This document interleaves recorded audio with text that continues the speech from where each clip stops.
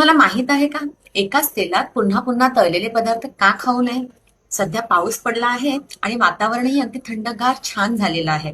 या वातावरणामध्ये तुम्हालाही गरमागरम भजी, वडे असे सर्व पदार्थ खाण्याची इच्छा होते आहे का? जेव्हा हे तळलेले पदार्थ खाणार तेव्हा काही गोष्टींकडे लक्ष देणं अगदी गरजेचं आहे.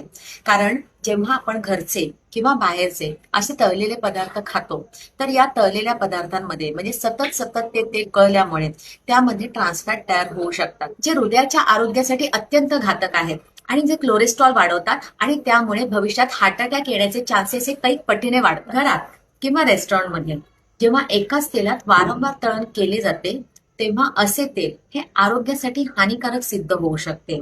तेलाच्या पुनर्वापरामुळे त्यातील पोषण तत्व तर कमी होतातच, पण त्यासोबतच त्या तेलामध्ये हळूहळू शरीरासाठी धोकादायक असणाऱ्या रसायनांची वाढ व्हायला सुरुवात होते. वारंवार गरम केलेल्या तेलामध्ये फ्री रॅडिकल्स तयार होतात, जे शरीराच्या पेशींना धोका पोचवू शकतात आणि त्यामुळे हळूहळू कर्करोगाचा धोका वाढू शकतो. पुन्हा पुन्हा वापरलेले तेल हे पचनास त्रास देऊ शकते, ज्यामुळे अपचन, गॅसेस, आम्लपित्त यासारखे पोटाचे विकार सतत होऊ शकतात. अशा सतत वापरलेल्या तेलामुळे शरीरात जास्त प्रमाणात चरबी निर्माण होऊ लागते. यामुळे लठ्ठपणाच्या समस्या निर्माण होतात आणि हळूहळू मधुमेहाचा धोकाही वाढू लागतो. यावर उपाय म्हणजे शक्यतो तळण्यासाठी ताजे तेल वापरा.